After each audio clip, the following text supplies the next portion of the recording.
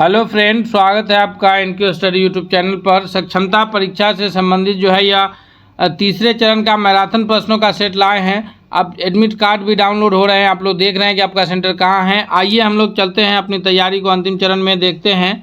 हमारे स्क्रीन पर पहला सवाल आया है कि पुरालेखों को पढ़ने की विद्या को क्या कहते हैं। यानी जो पुराने ज़माने के इंस्क्रिप्शंस हैं, जो पुरालेख हैं, उसको पढ़ने के जो विद्या है यानी उसके पढ़ने की जो ये है उसको क्या कहा जाता है, तो उसको जानते हैं अभिलेख शास्त्र के नाम से। यानी यहाँ ऑप्शन ए इसका जो है सबसे करेक्ट आंसर के रूप में उत्तर जाना जाएगा पहला नंबर प्रश्न का। अगले प्रश्न की ओर बढ़ते हैं। सवाल नंबर दूसरा है कि किस स्थान से सबसे पुराने कृषि के प्रमाण मिले हैं। यानी जो सिंधु घाटी सभ्यता की खासकर अगर बात की जाए तो से किस स्थान पर जो है सबसे पहले कृषि के प्रमाण मिले हैं, तो कृषि के प्रमाण जो है खासकर गेहूं का प्रमाण मिला है मेहरगढ़ से मिला है। अर्थात यहाँ दूसरा नंबर प्रश्न का ऑप्शन ए करेक्ट आंसर हो जाएगा। अगले प्रश्न की ओर बढ़ते हैं। सवाल नंबर तीसरा है कि हड़प्पा सभ्यता किस नदी के किनारे पनपी थी। हड़प्पा सभ्यता कहिए या मोहनजोदड़ो हड़प्पा सभ्यता, तो ये पूरी सभ्यता जो है यह मुख्य रूप से सिंधु और उसकी जो सहायक नदियां हैं उन्हीं के चारों तरफ फैली हुई थी हड़प्पा सभ्यता।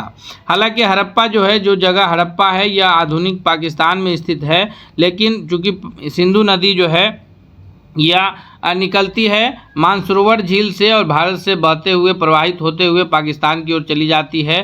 तो हड़प्पा मोहनजोदड़ो ये सारे स्थल जो हैं यह सिंधु नदी के किनारे ही स्थित थे। ऑप्शन बी इसका तीसरा नंबर प्रश्न का सबसे करेक्ट आंसर है। अगला सवाल है कि हड़प्पा सभ्यता की प्रमुख विशेषताएं क्या थी।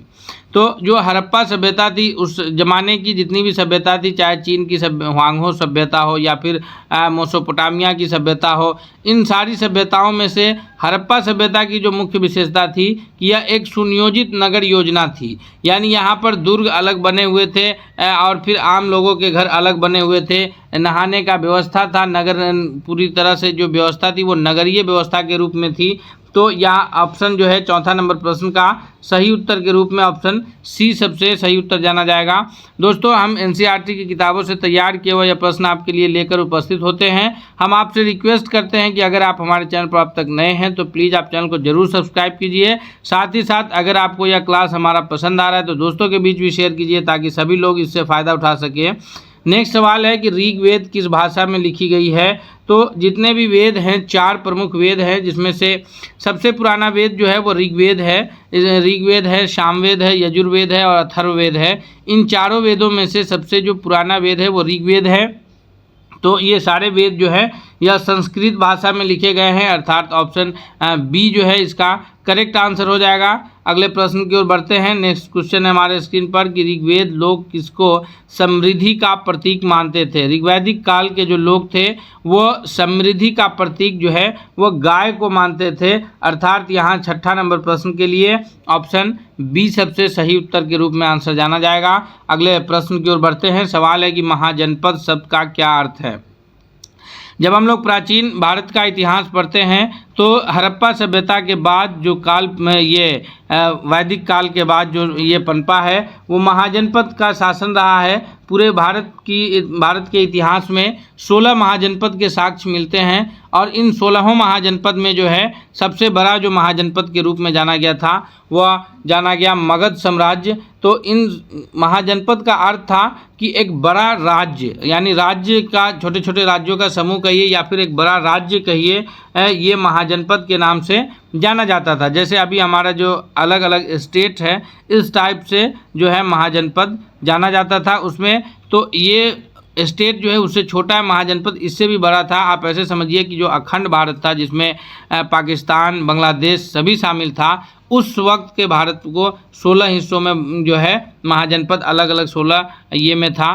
तो इससे जो अभी के आधुनिक राज्य हैं, अभी तो भारत में जो है 28 राज्य हैं, तो महाजनपद जो है एक राज्य से भी बड़ा था इस वक्त के राज्य से।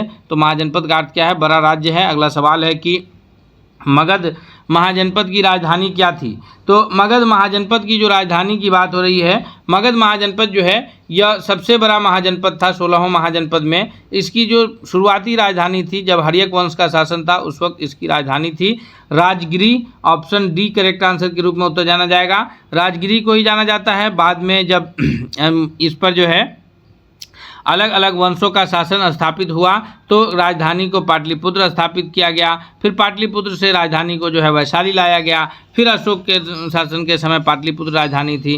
तो मगध साम्राज्य में हर्यक वंश, शिशुनाग वंश, नंद वंश, फिर उसके आगे चल करके जो है चंद्रगुप्त मौर्य के द्वारा स्थापित मौर्य वंश, ये सारे वंश का शासन जो है ये मगध साम्राज्य में ही हुआ है। और अशोक के समय में पूरे अधिकांश भारत के हिस्सों पर मगध साम्राज्य का शासन था। तो मगध महाजनपद का जो है ये शासन रहा है। यहाँ पर ऑप्शन इसका 8वां का तो डी है। अगले प्रश्न की ओर बढ़ते हैं।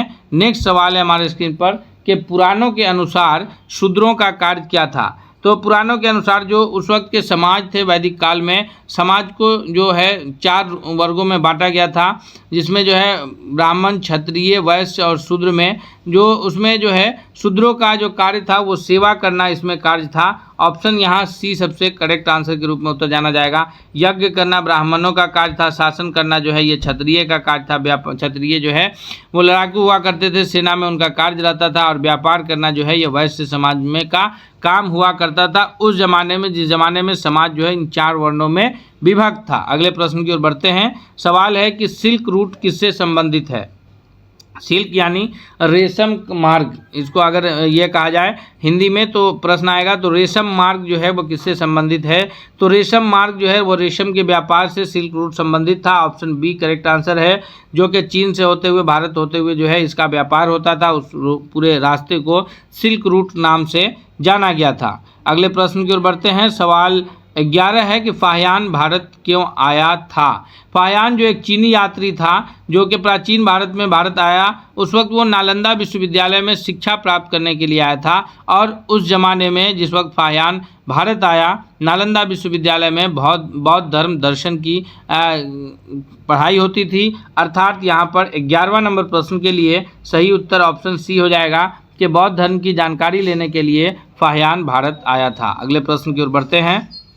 सवाल है कि प्रयाग प्रशस्ति की रचना किसने की, या फिर प्रयाग प्रशस्ति के लेखक कौन हैं? तो प्रयाग प्रशस्ति के लेखक के रूप में जाने जाते हैं हरिसेन। ऑप्शन डी इसका सबसे सही जवाब है। अगले प्रश्न की ओर बढ़ते हैं। नेक्स्ट सवाल है हमारे स्क्रीन पर कि गांधी जी किस आंदोलन के दौरान महात्मा के नाम से प्रसिद्ध हुए थे? तो सबसे पहले हम ये जानेंगे कि महात्मा गांधी जी को महात्मा शब्द जो है महात्मा गांधी जी के लिए किन्होंने कहा था? तो महात्मा शब्द जो है आपके लिए रविंद्रनाथ टैगोर ने कहा था आपको, यानी मोहनदास करमचंद गांधी को महात्मा शब्द जो दिया हुआ है यह रविंद्रनाथ टैगोर। और यह सबसे पहले जो है महात्मा शब्द जो आपके लिए कहा गया वो चंपारण आंदोलन के दौरान कहा गया था। ऑप्शन ए करेक्ट आंसर है। और आपको जो है ये राष्ट्रपिता शब्द आपके लिए जो कहा गया था यह सुभाष चंद्र बोस के द्वारा आपको राष्ट्रपिता कहकर संबोधित किया गया था। तो ये याद रखिएगा। अगले प्रश्न की ओर बढ़ते हैं। सवाल है कि गांधी जी का कौन सा आंदोलन चौरी चौरा कांड के बाद वापस ले लिया गया था?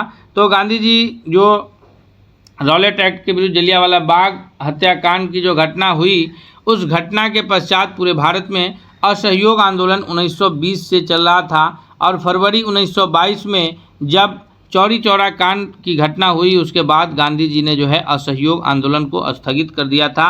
ऑप्शन बी जो है करेक्ट आंसर होगा कि चौरी चौरा कांड के बाद गांधी जी असहयोग आंदोलन को स्थगित किए थे। अगले प्रश्न की ओर बढ़ते हैं। सवाल है कि सेवाग्राम आश्रम की स्थापना गांधी जी ने कहाँ किए थे? सेवाग्राम आश्रम, जी हाँ, 15वां नंबर सवाल का जो सही जवाब है कि सेवाग्राम की जो स्थापना है गांधी जी के द्वारा ये किया गया था वार्धा में। ऑप्शन इसका सी सबसे करेक्ट आंसर है। नेक्स्ट प्रश्न की ओर बढ़ते हैं। सवाल है अगला कि प्रोटीन की कमी से कौन सा रोग हो सकता है? जी हाँ, अब जो प्रश्न है दोस्तों, इतिहास के बाद जो ये प्रश्न है यह विज्ञान से प्रश्न है और हम सारे प्रश्न जो है वो एनसीईआरटी की किताबों से तैयार करते हैं। इसलिए आपसे रिक्वेस्ट है कि अगर आप हमारे चैनल पर अब तक नए हैं, चैनल को सब्सक्राइब नहीं किया है, तो प्लीज़ आप चैनल को सब्सक्राइब करते हुए बेल आइकन को दबाइए ताकि अगला हर अपडेट्स आप तक सबसे पहले पहुंचेगा। 16वां नंबर प्रश्न है कि प्रोटीन की कमी से कौन सा रोग होता है? तो इसका सही उत्तर ऑप्शन सी है कि क्वाशियोकर रोग जो है यह प्रोटीन की कमी से होता है, और एनीमिया रोग जो भी है, एनीमिया जो रोग है यह भी प्रोटीन की कमी से होने वाला रोग है। स्कर्वी है यह विटामिन सी के कमी से होता है। स्कर्वी रोग किससे होता है? विटामिन सी की कमी से। और रिकेटस जो है यह विटामिन डी की कमी से होने वाला रोग है। तो हम एक प्रश्न में आपको इस प्रकार से उत्तर बताएंगे कि इससे आने वाले 3-4 प्रश्न आपसे आसानी से हल हो जाएंगे। अगले प्रश्न की ओर बढ़ते हैं। हम आपसे ये भी कहेंगे कि अगर आप हमसे पहले उत्तर कर पा रहे हैं तो आप ज़रूर हमें कमेंट करके बताइए, और आप इस वीडियो के लास्ट में हमें बताइए कि आपने कितने प्रश्नों का सही उत्तर किया है। सवाल है कि वसा किसमें अधिक पाई जाती है, यानी फैट सबसे ज़्यादा किसमें पाया जाता है। तो ऑप्शन है हमारे स्क्रीन पर, दूध, चावल, तेल, दाल। तो दाल में प्रोटीन की मात्रा पाई जाती है, और दूध में जो है प्रोटीन और विटामिन ए पाया जाता है, चावल में कार्बोहाइड्रेट पाया जाता है। तो फैट जो है वसा सबसे अधिक तेल में पाया जाएगा। ऑप्शन सी करेक्ट आंसर होगा। नेक्स्ट प्रश्न है कि कपास के पौधे के रेशे पौधे के किस भाग से प्राप्त होते हैं। तो कपास के पौधे का जो रेशा है यह पौधे के फल के आवरण से प्राप्त होता है, यानी बीज से। ऑप्शन डी जो है इसका ऑप्शन डी इसका करेक्ट आंसर होगा। नेक्स्ट सवाल है कि समुद्री जल में नमक प्राप्त करने की कौन सी विधि उपयुक्त मानी जाती है।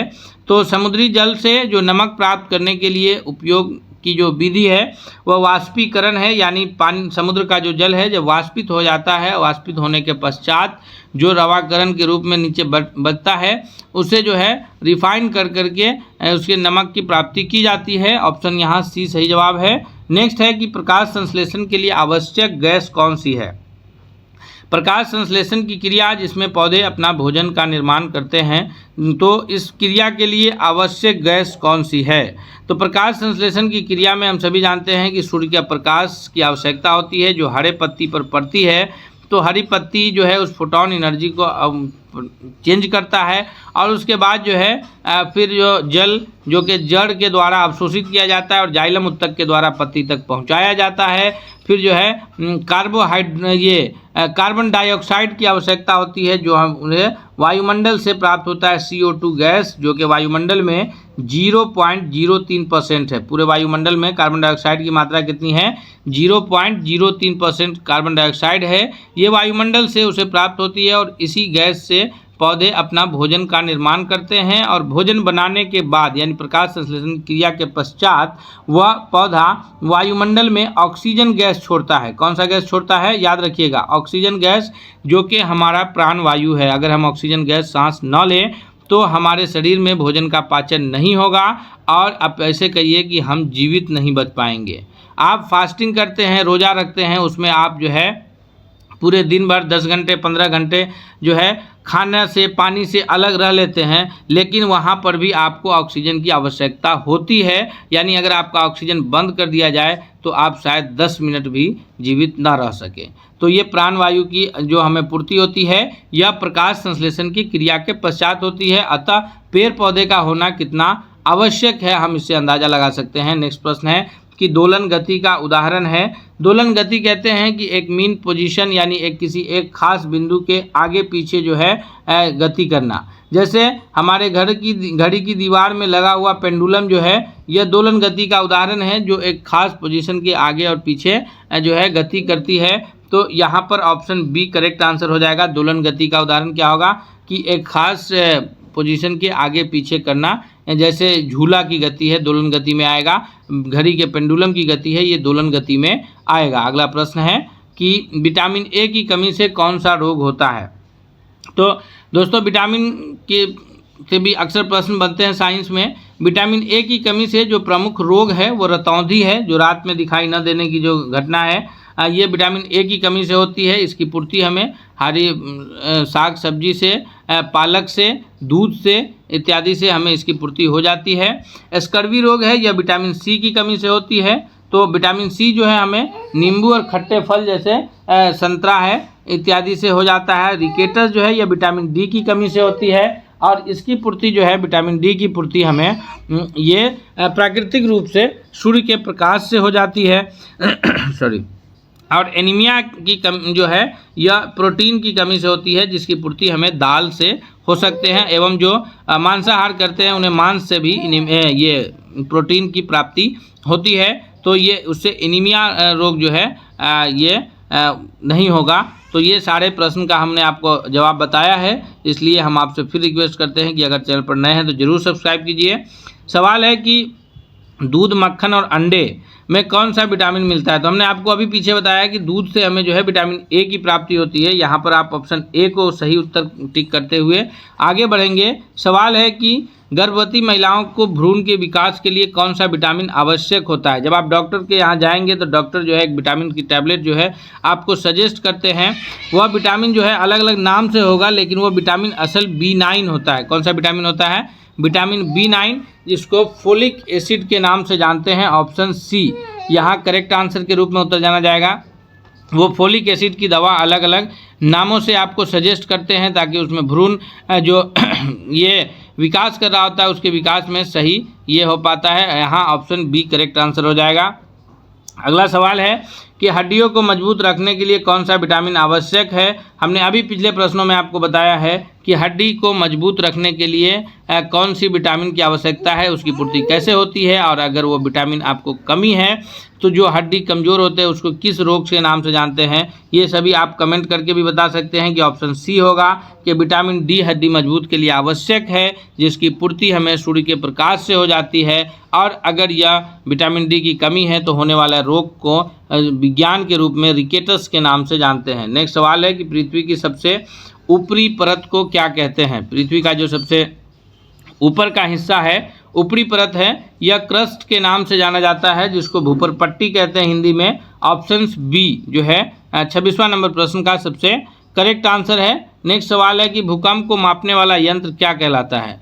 भूकंप को रिक्टर पैमाने पर मापा जाता है। कितने रिक्टर का जो है भूकंप की तीव्रता उससे मापी जाती है, लेकिन जो यंत्र है, जो डिवाइस है, उसका नाम है सिस्मोग्राफ। क्या नाम है? सिस्मोग्राफ नाम है। यहाँ ऑप्शन सी करेक्ट आंसर हो जाएगा। थर्मामीटर से हम लोग क्या करते हैं कि ताप को मापते हैं। बैरोमीटर से जो है हम लोग वायुदाब को मापते हैं, और उसी प्रकार सिस्मोग्राफ से जो है हम लोग भूकंप को की तीव्रता को मापते हैं। नेक्स्ट सवाल है कि वायुमंडल की सबसे निचली परत कौन सी है, यानी हम लोग वायुमंडल के किस परत में अपना जीवन जी रहे हैं। तो वायुमंडल की जो सबसे निचली परत है वह क्षोभ मंडल के नाम से जानी जाती है।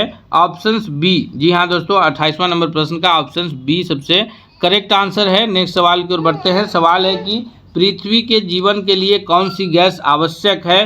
तो हमने आपको पीछे ही कहा है कि पृथ्वी पर जीवन यापन करने के लिए जो सबसे आवश्यक गैस है, जिसको प्राणवायु हम कहते हैं, वह है ऑक्सीजन गैस। ऑप्शन बी सबसे करेक्ट आंसर के रूप में उत्तर जाना जाएगा कि पृथ्वी पर जीवन जीने के लिए ऑक्सीजन की आवश्यकता होती है।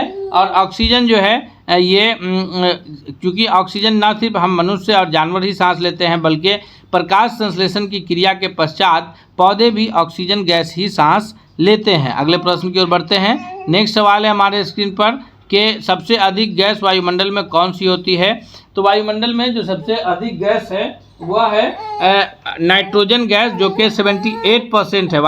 कितना है? 78% नाइट्रोजन है, और ऑक्सीजन उसके बाद है जो कि 21% है, और कार्बन डाइऑक्साइड जो है वो 0.03% है।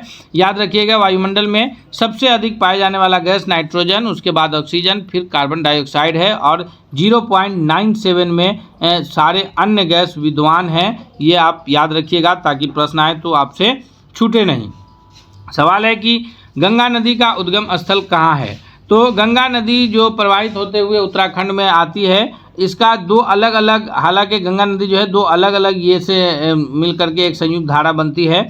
एक भागीरथी और एक अलकनंदा, दो अलग अलग नामों से भागीरथी और अलकनंदा। याद रखिएगा, ये गंगा नदी बनने से पूर्व दो अलग अलग धाराएं हैं जो मिल करके गंगा नदी का निर्माण करती है। और ये प्रयाग, ये में देवप्रयाग में जो है, उत्तराखंड के देवप्रयाग में यह भूमि पर आती है। तो यहाँ पर इसको गोमुख उद्गम स्थल माना जाता है, जहाँ पर जो है दो अलग अलग नदियाँ धाराएं आकर के मिलती है, तो वो गोमुख के रूप में वहाँ से गंगा प्रवाहित होते हुए उत्तराखंड से उत्तर प्रदेश, बिहार, पश्चिम बंगाल होते हुए बंगाल की खाड़ी में गिरती है। इस प्रकार जो है ये 4 राज्यों को, 4 वो भी बड़े बड़े राज्य को जो है ये करने वाली भारत की सबसे लंबी नदी गंगा नदी है। अगला सवाल है कि भारत में हरित क्रांति किससे संबंधित है?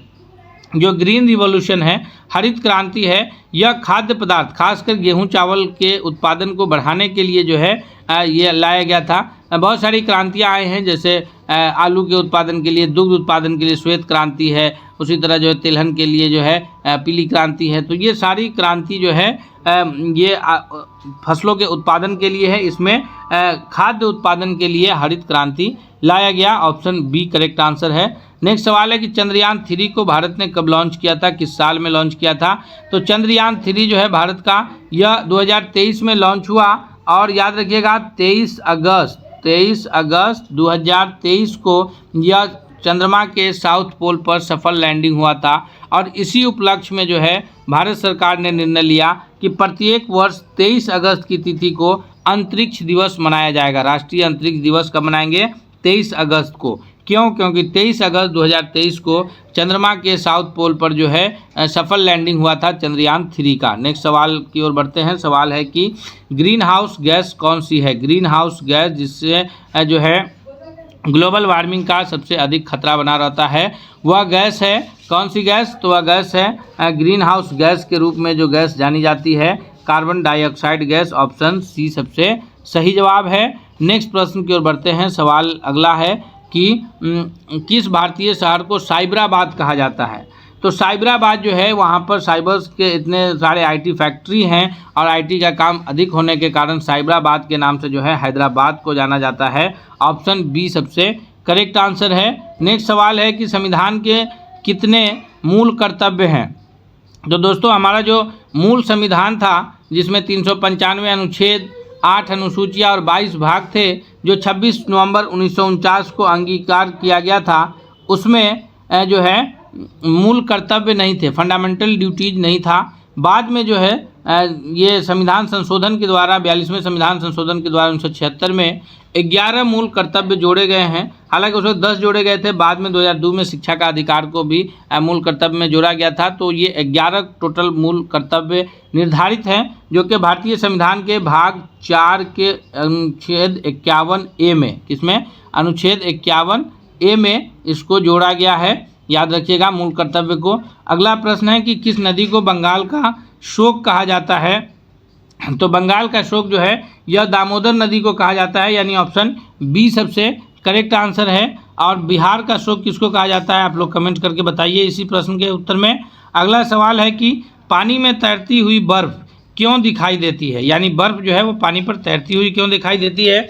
बर्फ जो कि ठोस है वो डूब क्यों नहीं जाती है? तो इसका जो सही जवाब है कि बर्फ का घनत्व जो है वो पानी के घनत्व से कम होता है। यही कारण है कि बर्फ तैरती हुई दिखाई देती है। ऑप्शन ए 38वां का सही जवाब है।